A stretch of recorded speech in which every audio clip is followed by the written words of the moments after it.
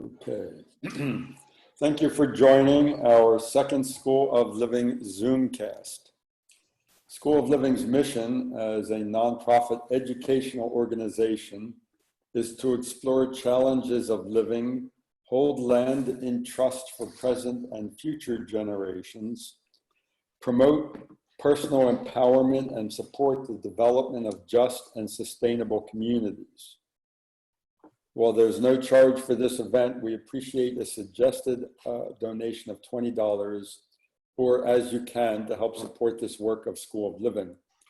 Better yet, consider becoming an active member of School of Living. You will find the link for the donation and membership in the chat box, which we're trying to put together right now. Tonight's Zoomcast topic is soil, carbon, water, and climate. The rest of the story presented by Dale Hendricks. Dale has been growing and propagating plants professionally since 1975. He co-founded North Creek Nurseries along with current owner Steve Castorani. In 2009, he founded Greenlight Plants LLC to build carbon-friendly and regenerative landscapes and to grow native woodland and permaculture plants, organically and joyfully. Since 1988, he has lived in Landenberg, southern Chester County, Pennsylvania, with his family, where he gardens, propagates plants, and grows good soil. Over to you, Dale. Thanks, Jerome, and thanks, everybody. Happy to be here, and fun to expound on something beside viruses and whatnot. And basically, the reason I give this talk, I mean, there's a lot of information out there already about climate and whatnot, and this is a whole other look at it. So the way I look at it, why I make this talk, is I call this a big picture, empowering and encouraging talk. So the big things I'm trying to convey here is that the climate system is not just the realm of physics and chemistry, but possibly, most importantly, the realm of biology and life. And that diverse ecosystems are powerful ecosystem engineers. And to wrap that up briefly, that it would seem that the natives and hippies were right, that the more accurate way to look at the way the earth behaves is to look at it like it's alive, because it certainly acts that way. And we'll kind of get into a lot of the whys and wherefores of this. Maybe I'll just jump in at this point. So we're going to talk about, carbon and where it is on the earth and how we're inadvertently losing it to the atmosphere and oceans and where we don't want it, right? And then how ecosystems have built really beautiful, restorative, high carbon soils, and how that process lifts a lot of boats. And then there's two places we'll visit while doing that. The American Midwest Plains and the Amazon Basin. And we'll touch on our friend, the biochar. Charcoal is one fun form of carbon. We won't stay there for awful long because I want to get past all the carbon to another whole major part of what's up with the climate. So it turns out that the biggest greenhouse gas by orders of magnitude is water vapor, and the cooling and insulating effects of it are very strong and dynamic, and we're just getting a handle on this. So that's the last piece. It's going to be fun. So let's kind of walk through it. We've been through some of this before. This is just a kind of a beauty shot to say, aren't we lucky to live in such a beautiful world? This one I took today. This is my grandfather's shellbark hickory that had very, very big nuts or fruits, and just thinking how beautiful that is. So that's what I did. So here's the title for the talk. It's important that we look at the rest of the story and in context and not oversimplify things. but not to run away just because the climate and energy picture is cloudy and complicated doesn't mean we can't understand important big parts of it. And that's what we'll try to do today. So briefly, there is more to the story and it is complicated, but let's dig in and learn together. So basically the points I'm looking to make are that it's a lot about how we garden the planet, right? And that's a big, significant piece. So it's not all about emissions, like we've said a few times. And that water, both how we handle it once it hits the earth, and then water as a gas in the atmosphere are big, big pieces of the system. Also that carbon comes in many forms, and we'll go into this. I hope to talk about at least 3 different pools of carbon. So number 3 could be summarized as there's living carbon, there's dead carbon, and there's very dead carbon. And they all act differently and have different carbon cycles. So of course there's many carbon cycles. We touched on number 4 already, that there's only so many places that things can go in the earth, and that the oceans are acidifying and all. And we kind of know all this. This is a small crowd who's pretty well studied up on these topics. So not only are habitats impacted, and this is what you always hear on the news and whatnot, oh, the environment is impacted by climate change, as if they're different things. So the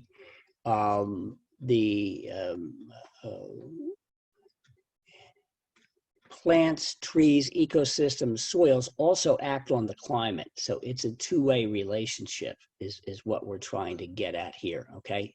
It's complex. But lastly, so this is very interesting. Water vapor is a huge cooler. We can feel this in the transpiration of a forest in a hot day, right? So why that works, and that it works in small and large systems, is very, very important, it turns out. So that's our last major part of the talk. So basically, a lot of people know what's happening with the CO2, yada, yada, and it's a greenhouse gas indeed, and it's building up, but a lot of people don't know why the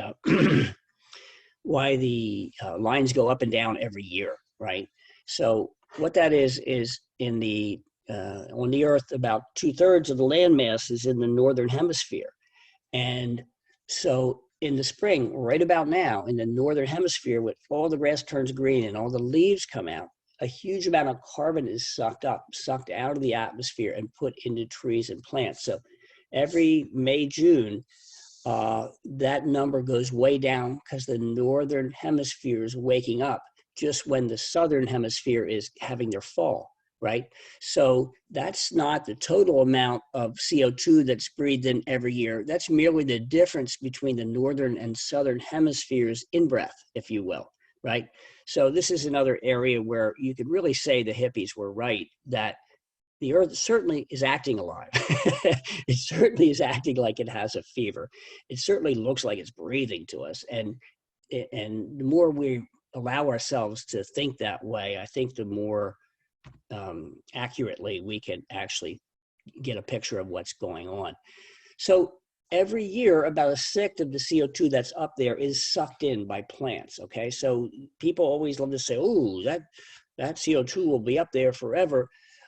But, it turns over very fast too. So we're not helpless in this. So a lot of people say that we could take climate change and move it radically in the other direction if we would just double photosynthesis. And that always sounds so overwhelming. But, if we would stop mowing a lot of lawns, we could probably double photosynthesis in the US in a year and have trees instead of lawns. So it's not as out of the box as it sounds, and we'll get into this.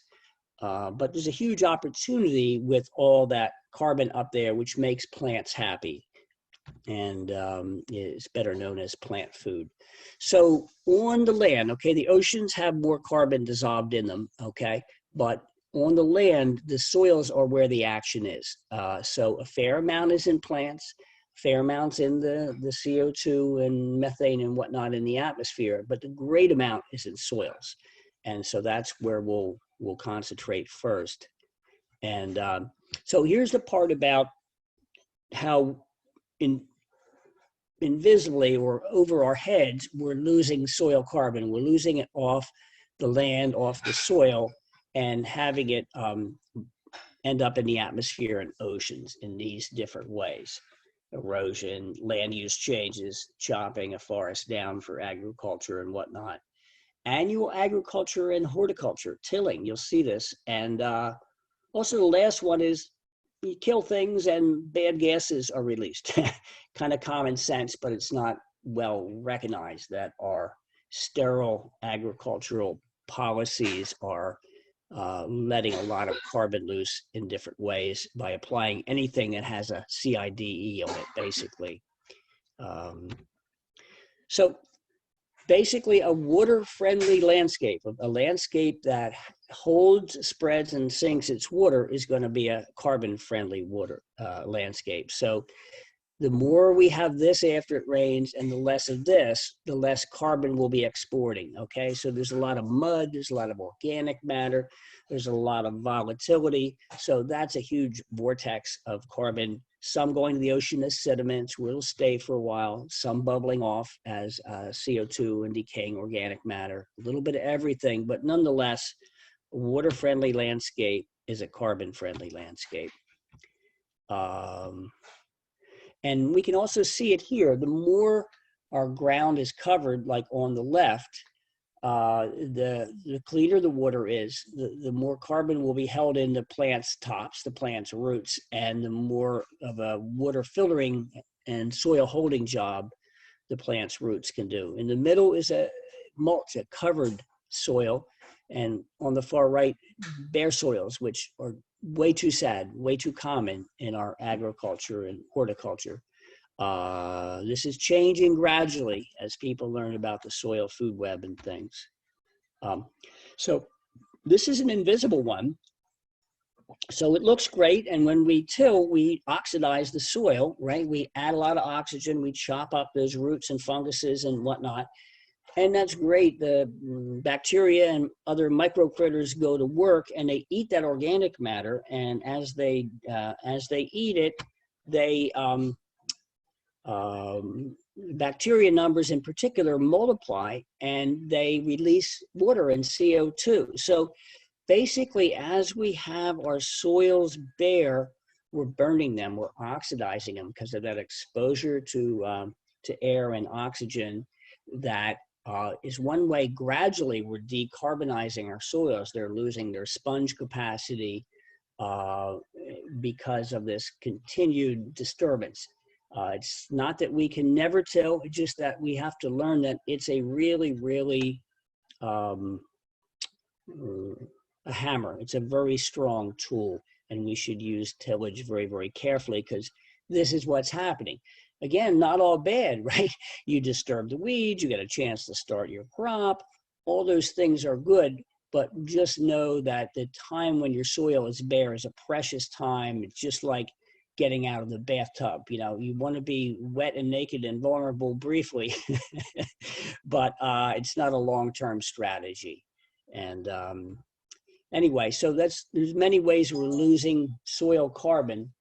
And this is just water runoff. This is just, you know, normal wind erosion. Many ways we lose soil carbon, but let's just look at how intact ecosystems have built high carbon soils, because that gives us a hint as to how we could live and farm and garden and have policy around this.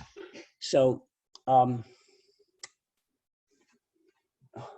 in the Midwest, you know, the prairies, we're in a lot of the Midwest prairies and savannas, and what we are looking at here is all perennial plants except on the very, very left corner, okay? So the perennial plants have way, way, way deeper roots because they're, you know, multi-year plants. The cool thing about them is when the sun shines and you have all this diversity, you have enough different architecture that you have way higher percentage of photosynthesis than you do with any one monocrop, okay? Even if your acre is covered with corn, that only can have so much efficiency of sucking up that carbon compared to tall, short, spreading out things. And the other way these perennial diverse systems build carbon is that in perennial plants, every year in the winter, you lose half or a third of those roots. And look at all these roots. So when you have that much root capacity, the thing changed by itself, and you lose half to a third of it a year, you do pump a huge amount of carbon in the soil. So notice on the left, in September, there's nothing. In December, March, and June, this is comparing a perennial wheat with the regular annual wheat. So a perennial crop is pumping half or a third that much root mass into the soil every year. So the more we can perennialize our systems, the more we can have them hugely robust. And going back here briefly, another point here is that on the far left, when your lawn is real short, your roots are real short, you're pumping in a limited amount of carbon. So even if we're to have lawn, I have tiny little bits of it, a lot of us have little bits, the more we leave it tall, the better a job it'll do pumping water or pumping liquid carbon in, and we'll get to that part. So I always think this is fun. We need people with big beards and more beard contests. Could I pause a second? I don't want to go so fast that we go by parts. Jerome or Michael Ann, do we have a chance of getting the chat box open yet? Or maybe people could wave if they have a question. You can raise your hand with reactions, but I'm trying to get the chat box open right now. I don't see anybody raising their hand yet. No worries. And just since we're paused, I just wanted to mention that. It's a pretty advanced crew who probably has heard 3/4 or more of this already. So I don't want to go too slow or presume too much. So I'm here to be useful. And so let's keep plunging on unless we hear otherwise. So anyway, look at how perennial systems are orders of magnitudes more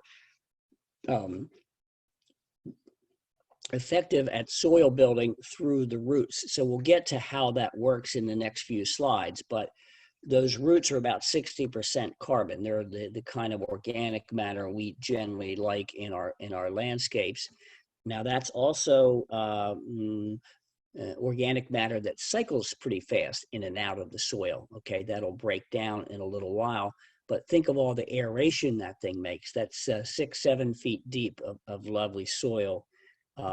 So what we're looking at now is how do prairie systems build high quality, high carbon soils, right? So we have perennials, share it. There's detritus from above. There's dead roots from below. Right. And then this way is the most fascinating of all to me. Is called the liquid carbon pathway. Right. So, dang, this machine has a mind of its own suddenly. So when the sun shines, biology 101, photons help split the water, and that combines with CO2 in the air in the leaves, and we get photosynthesis makes sugars. So the sugars are a carbohydrate, are the basic building block of all plant life, and they can either become the leaves or the branches or the roots of the plants, but also the great percentage, about 85 or 90% of plants are mycorrhizal, right? So that's what these white things are here. They're over and above roots. Mycorrhizal fungus have friendly associations with roots now. And basically, those funguses are dependent on plant roots. The only way they get fed, this particular group of funguses, the mycorrhizal, it's different than other groups of fungus. The mycorrhizals are only fed through plants' exudates, when the plants exude sugars, okay? So in other words, the sun shines, photosynthesis happens, and so much sugar is made. The plants have decisions to make. Do I build more leaves? Do I build more stems? Do I build more roots? Do I make more phytochemicals, more fragrant things, or more signaling things to help with their immune response? Or do they invest in the future and exude this liquid carbon out to feed their mycorrhizal and indeed their bacterial buddies in the ground, right? So the plants are able to directly communicate with the funguses in ways that they can more or less ask for ingredients. That the plants can, in a cooperative chemical signaling way, get more water and different nutrients they need by more or less asking their fungal networks to go find them. So this is another thing that would have been thought to be fantasy science fiction 20, 25 years ago, is now proven science that that these plants are in unbelievable communication with each other through the fungal networks, and in robust ways. So what's cool about this is the cooperation between kingdoms of life, but also that this is a huge carbon pump. A lot of more carbon is pumped this way through the roots, through the mycorrhizal fungus. And when it goes like that, that's called a humic pathway. That makes humus. That makes long chain complex carbons that have a tendency to stay, much more so than dead roots, okay? So it's another gradation of carbon that has a tendency to stay. So the humic pathway flows through photosynthesis, exudates, living microcritters into diverse carbon forms that are more long-term recalcitrant than the dead roots and whatnot, okay? So we need all these forms of carbons. They just have different cycles if we got that. So this is really fun stuff. So this is in your handout, and I'll try to get to that at the end. It's a great handout, but this woman, Dr. Christine Jones, has amazingcarbon.com, coined the term liquid carbon pathway. They also call it bidirectional flow. So, okay, I take it back. 94, they started finding these things. But it's fairly new that we understand how robust a carbon pump this is in ways that are just invisible. It's kind of cool, isn't it? So I probably shouldn't have put this into, so plants pull the greenhouse gas out of the air via photosynthesis, released over soil, blah, blah, blah. Yeah. So this is just the American Chemical Society getting its head around what I just described. Sometimes I'll put these footnotes in because I'm a dropout, and I want to make sure people know I'm not making this crazy stuff up. But it's it's fun. So we're back to the prairies. We're up to 3 different ways we're building robust soils, right? And that liquid carbon is one. So now along comes a buffalo or a cow or whatever. So this is another interesting point. So along they'll come and they'll eat, let's say 50% of the top growth off a given area. And then they'll disturb with their hoofs, and they'll give some liquid and solid nutrients back to us, right? So this is all good, and any good thing can be overdone, right? So we often blame problems on the symptoms.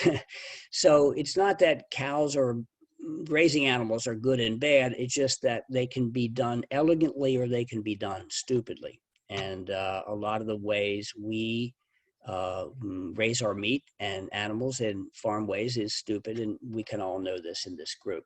But here's something they're discovering about how range managers can manage their animals and build soil and build biodiversity at the same time.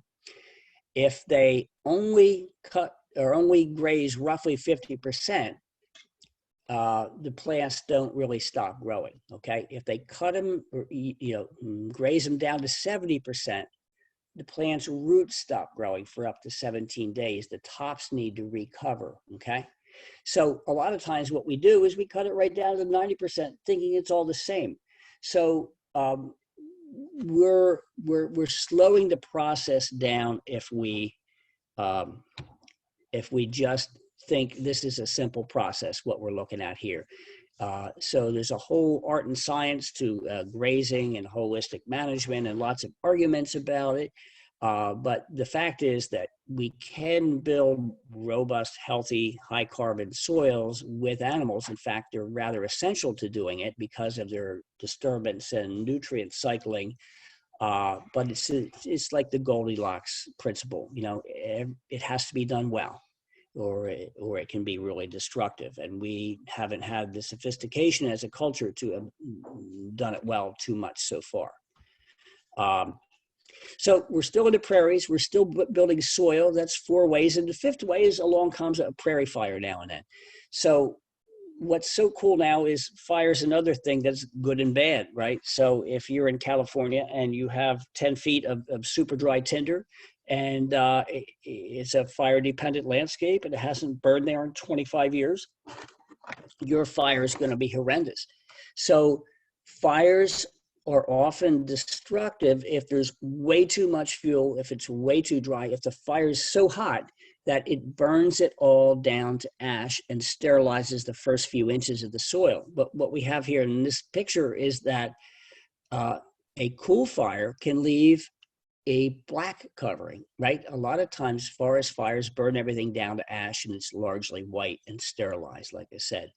But a cool fire, maybe you haven't been there 3-4 years on the prairie, or hasn't had a fire, or there's a little moisture in the ground, you'll have a fire that leaves a lot of charcoal, a lot of what we now call biochar or pyrolytic carbon, carbon derived from fires, basically half burned fire from a cool fire. And that can be a positive restoring effect. So again, it's not that fire is good and bad or even burning things. Again, it's the context and it's how it can be done. So I think the next slide, it doesn't have it.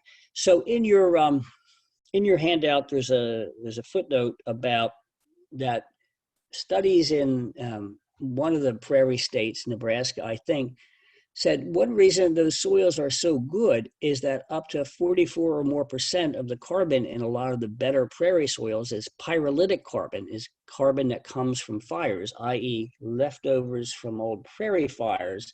So this black carbon there is acting like a glue and helping those prairie soils still hold nutrients and vitality in spite of the type of predatory farming we often do.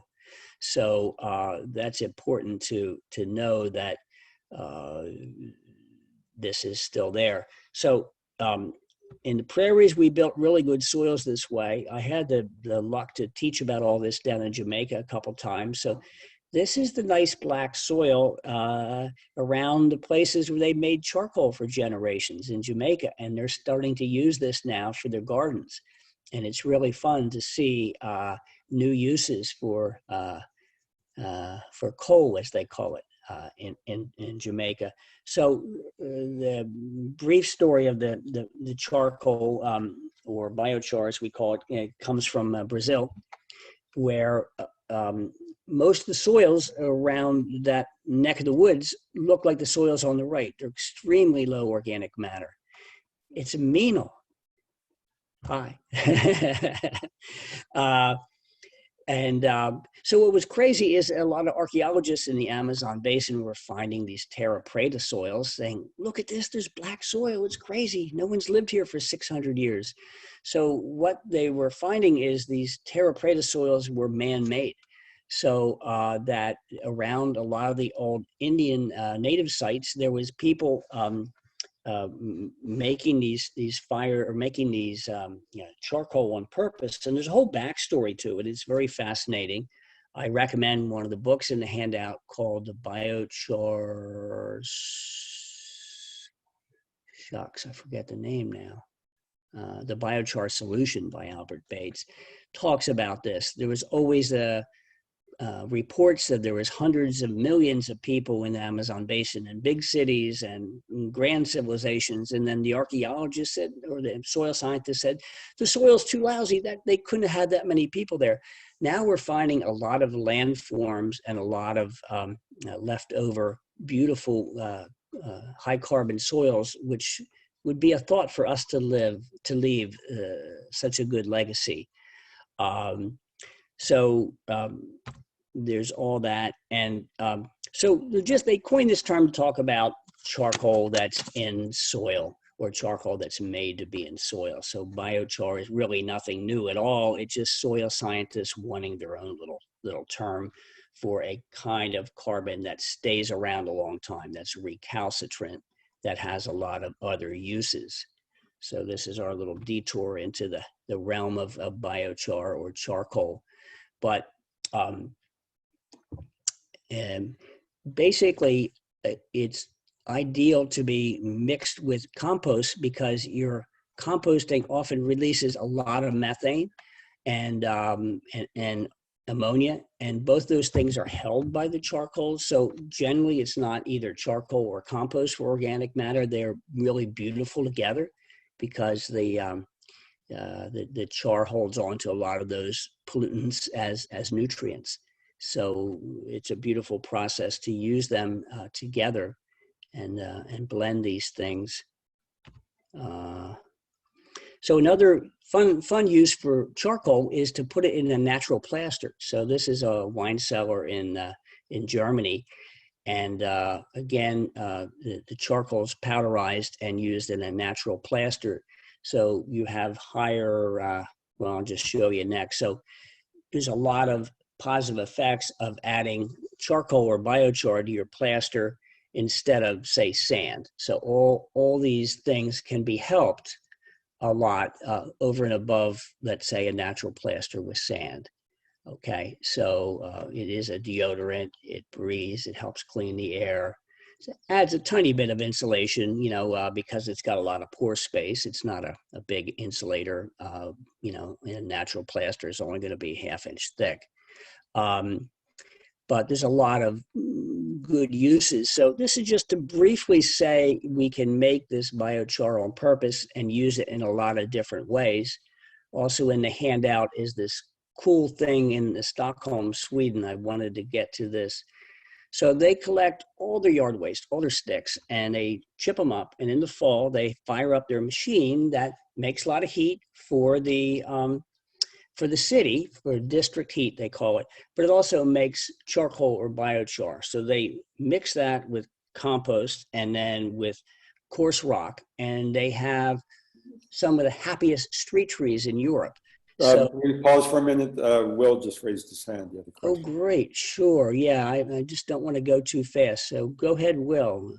Yeah, it just occurred to me that you were talking about the biochar and the carbon in the soil in Brazil, in the Amazon basin. Yeah. And I'm wondering if there's a connection between the slash and burn agricultural formula that went on, I guess, for some period of time in our history as a species, and the biochar.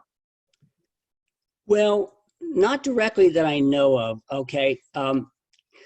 What a lot of the slash and burn was not well understood, right? So a lot of times, our scientists come and they don't understand things. So basically, picture a 1,000-acre forest a group would have. They might take down and deforest, take the trees off of a little 5-acre patch every year, right? So in that 5-acre patch, they might grow their annuals and sow seeds of their vines and perennials and medicinals. And then as the shrubs come up and the trees, so the next year they'll make another place that they'll grow their annuals. So a lot of times the way they'd clear was they'd, it's called girdling. You take off all the bark at the base, then you come back later when the trees are drier and burn it. But basically they would have an 80 or 100-year cycle to where you'd get to a diverse ecosystem with big trees that could build houses with and things. And then they could start again. So they'd have a whole variety of habitats they were managing over a long period of time. And yes, there was some charring in that, but generally that slash and burn was done a little more in Central America, and a lot of this char making was done in more concentrated, more urbanized civilizations in the central Amazon Valley. So I don't think they directly have a lot of overlap, but they certainly the process of making the slash and burn will give you some charcoal if you burn it in not too hot a fire, if that answers your question. I just didn't know how the two were how much slash and burn might have contributed to the observed carbon in the soil. And you're saying not much. No, very little, because the areas of charcoal were really concentrated around the villages, not so much all over in the surrounding forest. So I think they had different management systems, and I think they used maybe very intensive growing in these areas in the central Amazon. So yeah, if you look that book up, Albert Bates talks about it. There's also a BBC documentary called, oh boy, yeah, I'll try to remember it, but ask me later on, I'll remember it, but about the Amazon.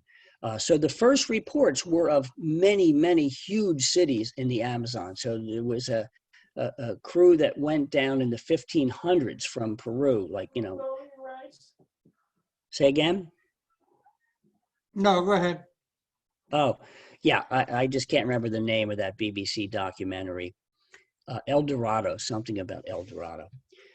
Anyway, so I don't want to take awful much time on biochar. I just want to say it's a great, useful product. It's a cool form of carbon that that I think is worth incorporating where we can.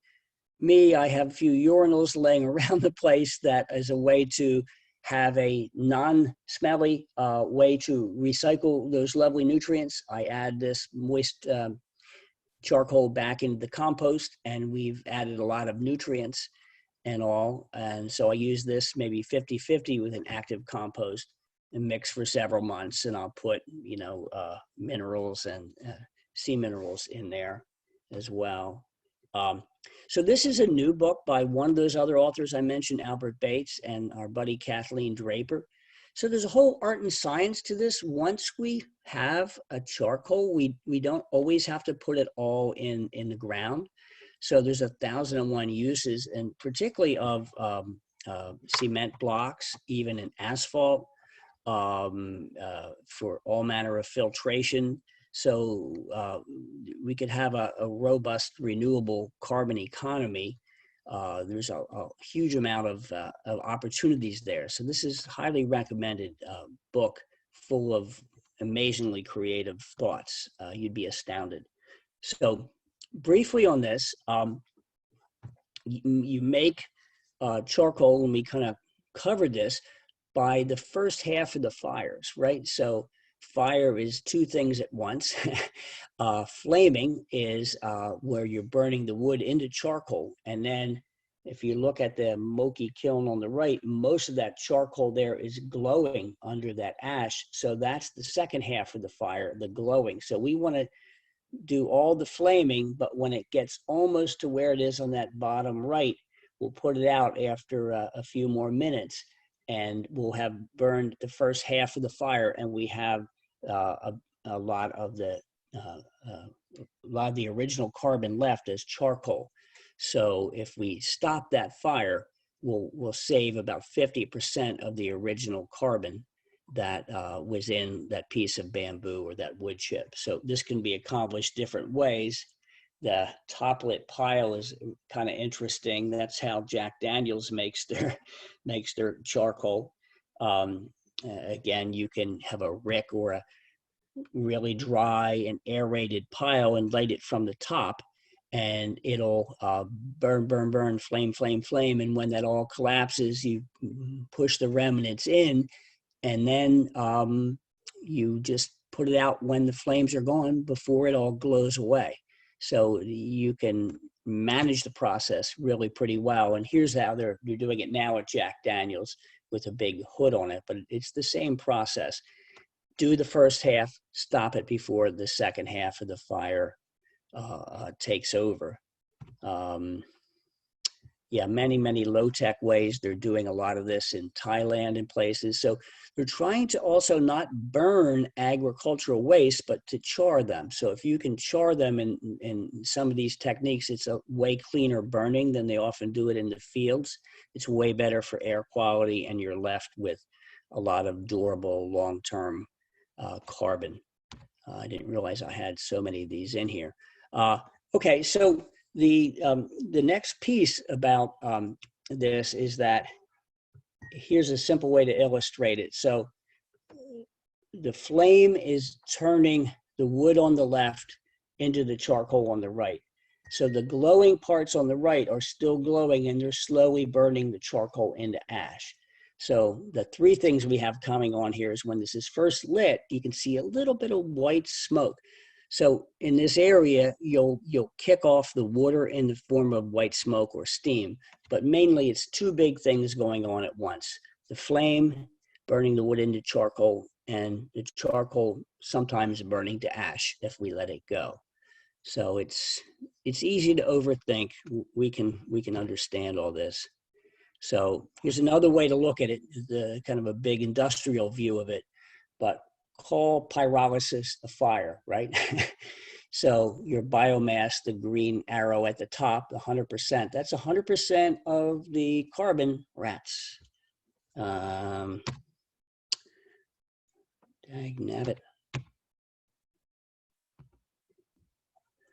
100% of the carbon that it comes in hits the fire, and then the blue arrow at the top is what we would call a flame. That can become transport energy or co-products like wood vinegar, many different things, or you could get heat out of it, okay, like they do in Sweden.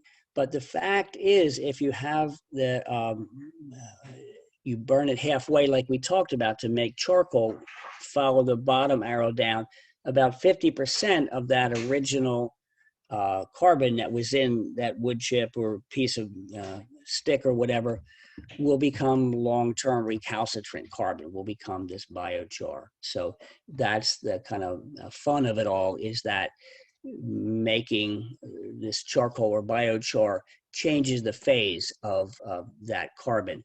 Your average stick might last 5 or 10 years and make a little bit of soil, but basically within 5, 10, 20 years, that will be back in the atmosphere. But if you turn that same stick into charcoal, at least 50% of that carbon will be in the soil for thousands and thousands of years, doing a lot of cool jobs. So this is just the big high-tech view for those that like that look. So these are ways that, you know, both humans and ecosystems and people on purpose have built high carbon, cool soils, some with biochar, some without. But we're going to dig into the next part now, which is the water part, which I really like a lot. We've talked. So I might want to pause and see if people are still awake. Do we have questions? How are we doing? Have you seen this Planet of the Humans film? Yeah. If we have time, we should dig into that a little bit. They kind of hammer on biomass power plants, right? That's one of their pet gripes. Yeah. Not that I want to give the film legitimacy, because if you see what Films of Action says about it, you'll see that there's a lot of conversation about the viewpoint of it. But that is one of their themes, right? Is the biomass thing, and they really go on about it. Being somehow unecological, that it's not. I don't. Sure. Yeah, you won't get an argument from me. I think, you know, what I would say is that doing anything at a large industrial scale is almost always a problem. Right. And Exactly. so I've Yeah. got a biomass heater down here called a wood stove, right? And Yeah, no, I'm with you on all. yeah, so definitely. it's an issue. often a matter of Right. scale. Yep. But Yep. yeah, and So what you're representing here in this schematic could be, I mean, it doesn't have to be a larger scale. You're saying that this could be like a home spun operation here with the pyrolysis? the way I look at it is, here's how I look at it and do it in a simple way. And that might capture or maybe satisfy half or 2/3 of the people. But there's always science geeks that need to look at things like this. So Right. this is two views of essentially the same problem. The pyrolysis is that flame. You can use that flame to do anything on the top right if you have enough money and technology. And I'm not saying we should. I'm just saying that energy and potential is there. Like the guys in Sweden make heat for the districts and char on what I would say is about as large a scale as it's sane, right? Mm-hmm. So again, it kind of goes down to scale, purpose, ownership, you know.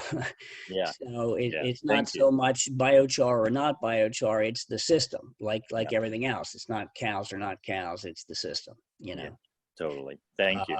So this is just like to ask a question here also. Sure. When we're talking about scale, because when we look at like I guess on a global basis, we have like billions upon billions of people, a lot of them concentrated in very compact areas like cities. You need to have some kind of managed operation, semi-industrial operation, because a lot of the byproducts of this kind of combustion are fairly toxic and need to be managed. So scale is a huge, huge problem. Sure, and I don't have that in this presentation, but often I do, where I fire up a small little camp stove, cook stove that makes char and it burns very clean. So even on a small scale, these things are about 90% cleaner than an open fire, right? And use about half as much wood to do the same cooking. So half as much wood, 90% cleaner, and you get charcoal left over. So there are ways to do these bits at a small scale that are safe, that are very workable, that are working now in places. So making charcoal is being done in all these places. So I think we need many solutions in many places. I'm going to channel for biogas Bob here and say in a lot of those places we could get energy from anaerobic fermentation, right? And then the digestate from that is a fine additive for a great fertilizer with the biochar. So it might not be one or the other. It depends on what, you know, how dense the population is, whether there can be any burning nearby, and what the nature of the wastes are. But you know, there's elegant solutions everywhere, and I'm just presenting the biochar as one little arrow in that quiver that needs to be done with thoughtfulness, you know. Sorry to be so vague in general, but that was nicely said. Nicely said. Yeah. So just a reminder, raise your hand or unmute yourself and jump in, so this can be a discussion as well as a presentation. You don't have a chat. We haven't been able to get the chat working for some reason. well, let me jump in just this way and say, it's what, 5 of 8 now, and I might have another 10 minutes. I want to really go through this fun kind of water piece, because it's kind of the rest of the climate story beyond carbon, which is fun too, but it's a good time to pause and specifically ask questions about biochar and the carbon cycle and you know, plants and all. But let's maybe not stay here for more than 5 minutes or so. Hey, this is Nick very briefly, maybe you could touch on, I've heard that biochar is really just a tropical thing, and in areas without high levels of precipitation, it's really just kind of wasting your effort. Although I mix my wood ashes in with everything too. But what could you say about that, since I've never done any really serious reading on the subject? Gotcha. Great question. So two things wrapped up there at once, and I'll take the last one on first. So wood ash. So cleaning out your wood stove, you get ash, which is way, way different than charcoal. Sure, You sure. get them mixed in together, right? Yeah, and So people who care sift it, and I don't have that energy, so I don't. Right. There's no right or wrong there. It depends on what you're growing and what you're doing with it. But tell me what the first part was again. Oh, just is, do you have anything to say about that? Does it really have much benefit in a temperate climate like ours, or is it really something where the heavy, the insane amount of precipitation leaches all the nutrients out instantaneously, that it's got a really beneficial effect, No, which is what I've heard. Yeah, good, important critique. It's mostly right on. It took a while for me to actually learn and admit this, but the rule of thumb that sums it up best is that the worse your soil is, the better bang for the buck you'll get with charcoal. So around here in the northern temperate areas, we generally have systems that hold on to soil organic matter better than in the tropics. In the tropics, it rains so much, it leaches all through. And it's so dang hot that the micro critters are so excited that they eat that organic matter at a fantastic rate. So yes, the worse your soils, or the more you're in the tropics, the more the soil yearns for char. So, but can char be useful in soils around here? Absolutely. It's generally useful in taking abused and chemicalized farming into organic ag as a way to, synergistically add humuses or funguses or all manner of good guy materials can be added with the char. So it's a great,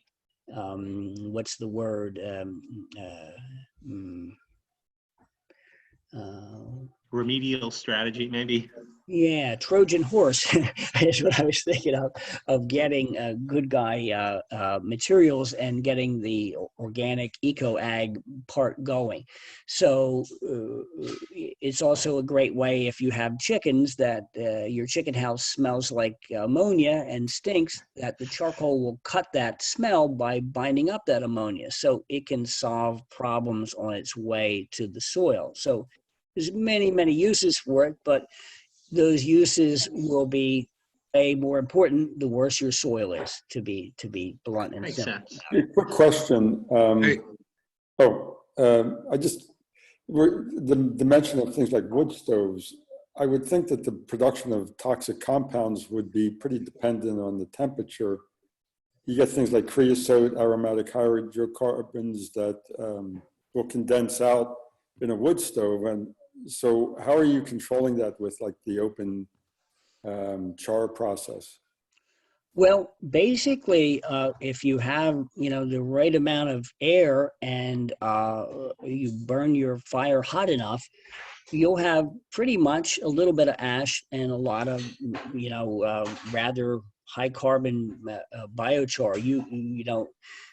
The field test we have for good charcoal or char is that it smells like nothing. So you've cooked those tars out. So they're a fuel. They should go with the flaming part of the fire.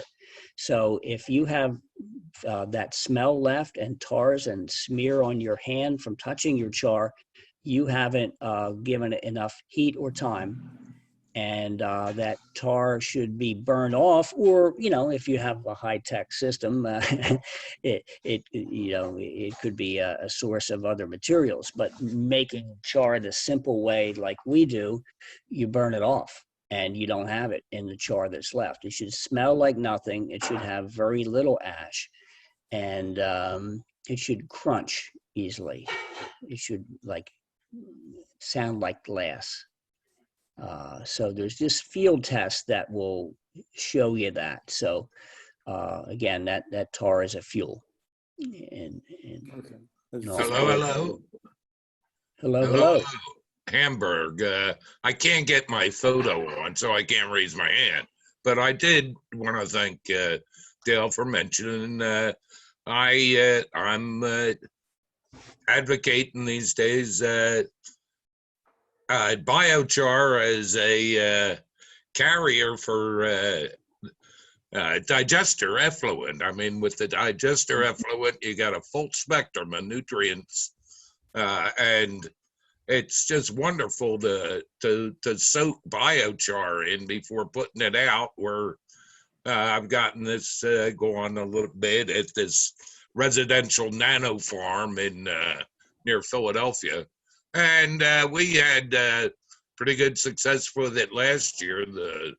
I don't know, how much. I mean, it's going to be there, but and the biochar will always be there to hold the nutrients as they're cycled around. So it takes to activate your charcoal does take like a week or so of soaking to fill all those tiny capillaries and what in the biochar. I just mix it in a bin and stir it up a bit, and then it just goes out and gets stirred in a little bit with the soil. It'd be nice to have more, but Dale's been wonderful in helping me along with this. You guys see that in my image there? Oh, is that your digester? Yeah, that's my digester. I was just up fertilizing my nut trees with the effluent from it, because I have a 275-gallon tank that I fill up with it, and then I take it up and fertilize fruit trees with it. But I love the idea. Putting it in biochar is cool. That's a great idea. Yeah, and just ever so briefly, yeah, thanks, Andrew. And I really am dying to see your setup with that. He's going a long way with anaerobic digestion there at. It's a pretty elaborate one. I was lucky to have T.H. Culhane donate some forms he brought from China here for the puxin. Yeah. So, yeah. Well, that's Pushin. Pushin, not puxin. Pushin. Sorry. Yeah. T.H. likes to say Pusheen. Depends on who you talk to, right? Well, but yeah, right. you get the gist of it. The puxin. Yeah. Well, ever so briefly, for those who aren't big on it, when you have anaerobic digestion, you're making biogas, you're making methane, and the product that's left is really interesting because it's often reduced rather than oxidized minerals and different nutrients. So you get a whole suite of different plant available nutrients, particularly iron, and others that are often in soil but not bioavailable. So there's a lot of happy plant growing synergies to come with these two, I think. So let's just try to hit the last topic here, and we should still have 10 or 15 minutes for more questions. So I want to just got to introduce these ideas to you about how and why weather systems work that are above and beyond carbon. Okay, so there's a danger of us thinking, oh, we solve our carbon problems, we'll all be able to go drive our cars happily, and we've consumed our way out of the problem. And nothing could be further from the truth. So there's much more to our ecological world than that. But we're going to talk first about the heat island effect, which is a funny place to start. But basically, when maybe the next picture shows it better. No, yeah. Let's start here. So the yellow arrow there is the sun shining, okay? So on the right, it might shine into an intact ecosystem with trees and green plants. And on the left, it might shine on, let's say, the city we are looking at 2 slides back, okay? Or a plowed field that's brown, or a paved over area. So when the sun shines, you have a choice. So on the left, you have development and agro farming, where a lot of that heat's turned into sensible heat. Heat you could feel that radiates back, that makes everything hot around it. And then when the sun shines on the right in intact ecosystems, it changes into chemical energy via photosynthesis and is stored later. And then you get more, you see how large the purple arrow is, the evapotranspiration arrow? So there you get cooling from that later, right?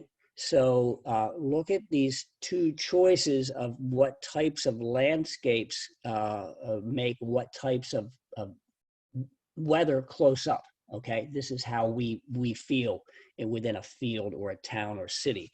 So this idea was first noticed around Atlanta, where it would really, really hot summer day and the thunderstorms are rolling in from the woods and forest around it, and they'd kind of bounce off the city. It still wouldn't rain in Atlanta, because if you look at this picture now and you got the arrows in the middle, that's high pressure that is that drives away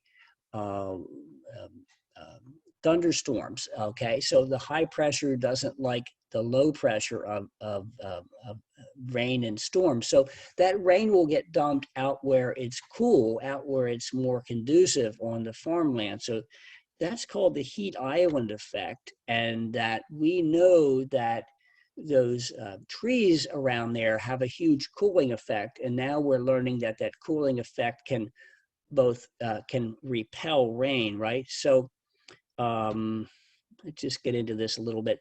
So even this is making it hotter compared to in the interior of the woods. So the more we've done all these things to our ecosystems, the more we're making it locally and regionally hotter, okay? The more when the sun shines, the more is reflected back up, the more that drives away rain, okay? So we'll prove this a little better. So this is Yale forestry guys digging into this now, studying the tropics, of course, but the same principles hold true everywhere. But just read the byline. A growing body of evidence indicates that the continuing destruction of tropical forests is disrupting the movement of water in the atmosphere, causing shifts in precipitation that could lead to drought, blah, blah, blah. So what they're starting to put together is that kind of what Bill Mollison said, that everything gardens, and this ecosystem gardens. It makes the conditions for more rain. I'll try to get to a better illustration of it coming up here. But the idea that there's more water in the air than in the biggest river in the world, and that water has a huge cooling effect. So often it's only about 80 degrees in the interior of the Amazon forest because of all that transpiration and all that dense shade and breathing out of these things. So it's just pretty amazing stuff. So here's where the rubber meets the road in the second paragraph. So say that up to half the rainfall on a given continent comes from the evapotranspiration of plants and soil.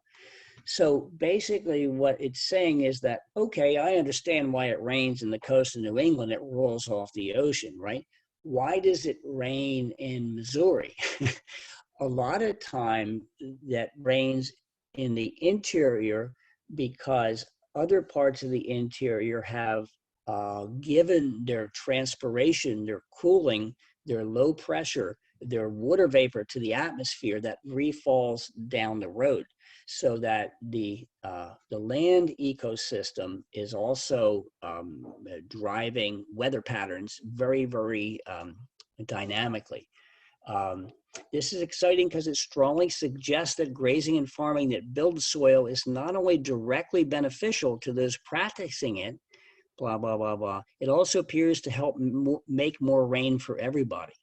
So isn't that crazy? And this isn't coming from the left-wing hippies. This is in beef producer.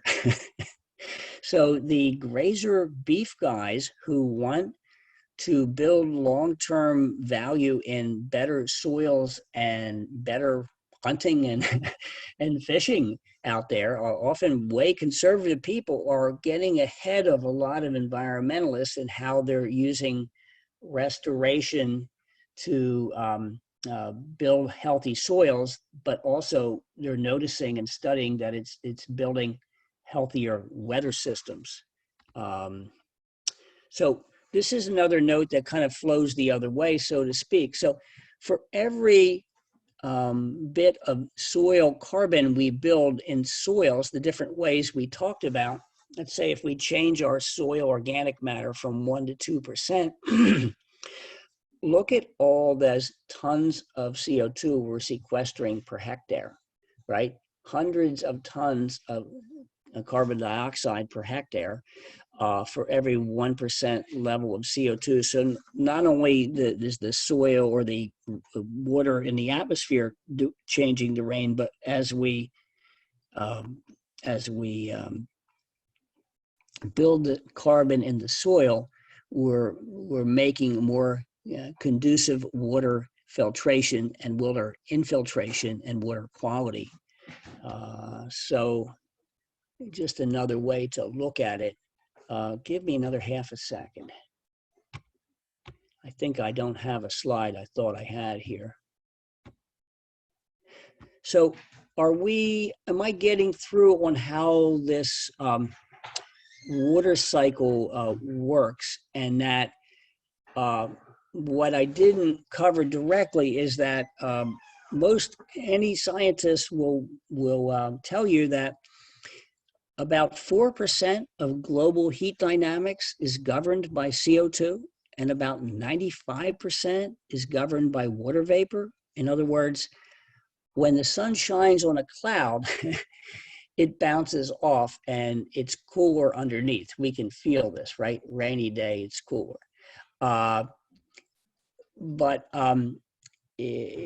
And also that the humidity keeps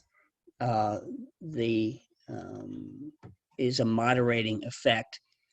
So I'm a little lost because I don't have a slide or two I thought I had, but am I getting through on this concept? I'd like to maybe have some input. Yeah, definitely. Okay. Definitely. You know, it's actually a theme that I also get into in some of the classes that I'm teaching about. You know the Nazca in the low desert of Peru? No. They're the ones who did those drawings in the sand. It's now the lowest average annual rainfall place on the planet. Right. A National Geo article, like probably 5-8 years ago, somewhere in that range, said that they caused their own demise through deforestation of an old growth forest in a desert. That's especially a bad idea. So because it turned out this forest had been responsible for most of their rainfall. And then I often explain the same thing you were just going into it, you know, that all the rain that comes off the Atlantic, it's evaporated out for the most part by the time you get into the central US. I think the estimates are something like 70% at least of the rainfall in the central US comes from evapotranspiration alone. Yeah, from plants and soils and ecosystem, not off the ocean. Yeah, not off the ocean, not off the Pacific or the Atlantic.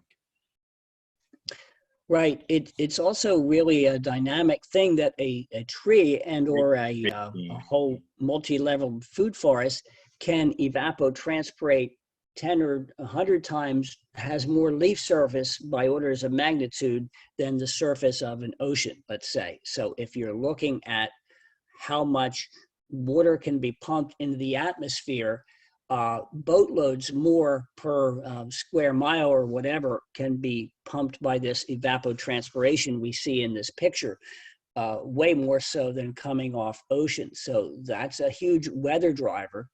And and a lot of these high and low pressures from how the sun shines and hits things, whether they're green, whether they're brown or black, is really what's driving weather a lot more than we know. And there's quotes out there from Columbus's son when he goes by Madeira. So people have known this intuitively since like the 1500s that, oh, you know, these islands used to have great weather. Then they stripped all the forests off of them, and now they're deserts. You know, people remember it, where sailors come and go over a couple generations. There's less rains where there's less trees. It's not rocket science, it's intuitive, and it's important we understand this. Not that we ignore carbon, it's just that we have a dynamic opportunity to garden the planet, and there's a lot we can do that's restorative in many ways beyond insects and micro critters, all of which are great. Beautiful, beautiful, so true. Other thoughts? Are we getting through on this point? Because again, I'm a little disorganized on the slides I had. No, this is Karen. Can you hear me? Yes. Hi, Karen. Oh, okay. Okay. Yeah. Well, thanks. I am totally with you on the value of the forests and how they, you know, help with the water cycle and contribute to more rain, etc. I found myself, well, one thing I've been struggling with is this whole thing about beef producers putting out that beef production is now going to be a solution to climate change because of like certain holistic methods of, you know, pasture raised beef or whatever can help to sequester carbon. But I question that, and I guess I'm curious about your thoughts, just because it seems like there's a lot of research showing how animal agriculture is actually contributing a whole lot more carbon and greenhouse gases, and not just carbon, but the other one whose name I'm spacing on right now. There's a methane, yes. And nitrous and also, oxide.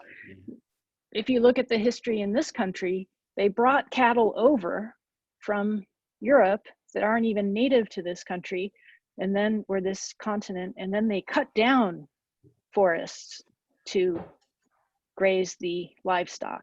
So it seems to me it would be much better to have forests rather than pastures. And certainly if you're going to have any kind of livestock, to have something native. So I don't even see how beef producers can argue that they are providing a solution to climate change. I'm curious your thoughts. Well, yeah, that's a tough one because there's about 4 questions in there. So number one, no group is perfect, and I'm sure the beef producers aren't, you know, and generally speaking, I for one thing, we have to separate out. Mostly it's the industrial farming system where the beef is produced in a feedlot. That is where all the statistics are coming from that say, oh, animal agriculture is so bad. They're talking about CAFOs and animal prisons and the industrial system, okay? So everybody who's reality-based agrees that's cruel, it's predatory, it's terrible for the environment, from GMOs to erosion to cattle welfare and back again. But does that mean cows are bad? No, it means we have to do things well or not do them at all, right? So I want to set aside the native thing for the moment. It's just too much of a rabbit hole, but basically we need intact ecosystems, be they grasslands, be they savannas, which is kind of halfway in between, or forested areas, all can have some amount of animal impact and can be done in restorative ways. We just haven't, our economy hasn't allowed us, and we've been rewarded by our economy to do those things. Yes. It's a matter, I see it again as a matter of scale. Currently, cattle, exactly. cows produce more than 5% of the methane in the world, which is incredible. That's an estimate, and it's probably in the low end. Right. So, But you got to ask more than anything, which it's the cattle. smell. Right, but often it's not just cattle producing them. That's cattle in prisons where they measure them. Right, that's not cattle in intact ecosystems. So Yeah. Right. we can't Yeah, take the totally. cattle out of the context. It's not the cow, it's the how, as they say. Right. Yes, It's indeed. not And the there's Let's not blame the cow. It's management. You know, it's the there's system. much more methane produced from cattle in feedlots Right. than That's what there I'm saying. is on pastured land. Yeah, Also, and- another thing that they don't figure in there is I just shared a thing in Solar Cities and another group. But another recent thing came out that they relating to the fact that they have no idea how much gas or methane is released from the production of natural gas, fossil gas. They don't want to know. of I course. lived in gas country for 30 years, and you could walk outside, and half the time you could smell gas. I had 2 small wells on the property. I mean, you could drive on the interstate and you'd smell gas. They don't want to know how much gas.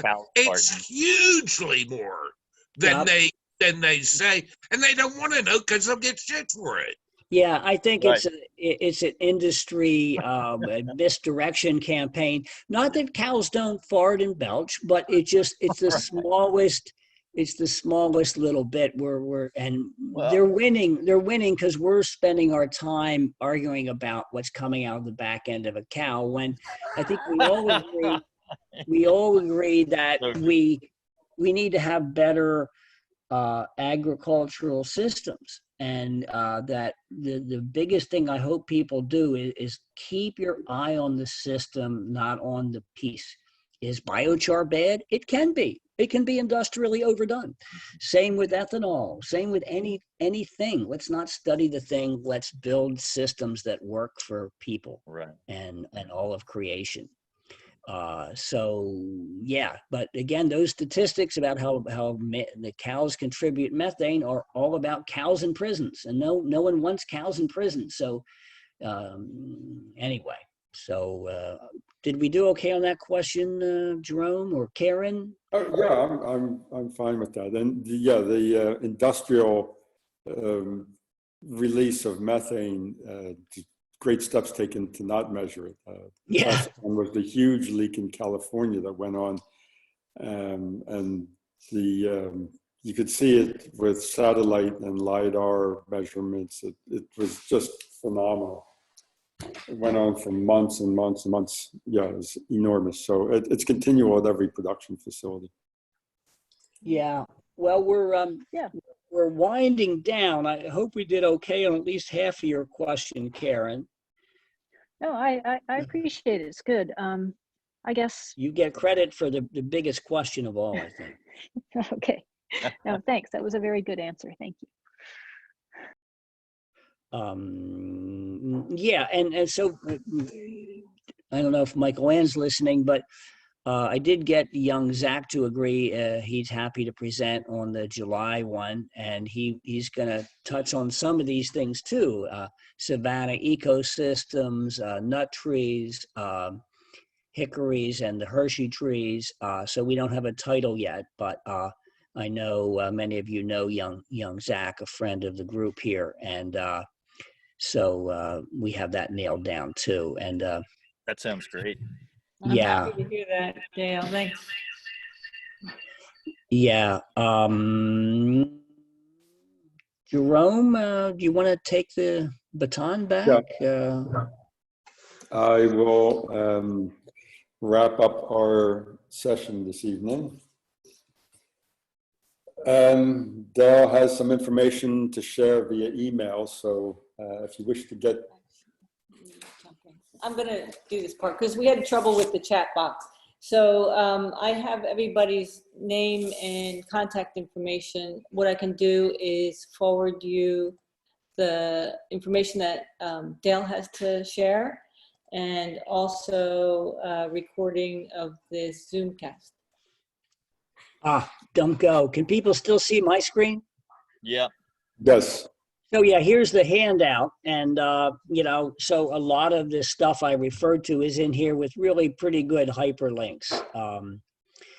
The third one down is that stable char residues for soil fertility, blah, blah, that I mentioned about the prairies.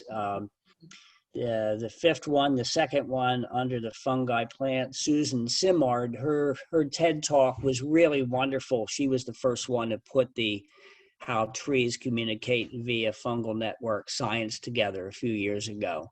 So that's Okay. beautiful too. And I so will there's jump back in now. And yeah. so you'll be providing that via email. Our next scheduled Zoomcast is June 3rd, 7 to 8:30. And Rose Hammerman will be presenting free range education. She will be speaking about how we can use nature as a learning tool for children and what it takes to help a child develop a lifelong relationship and connection to their natural environment.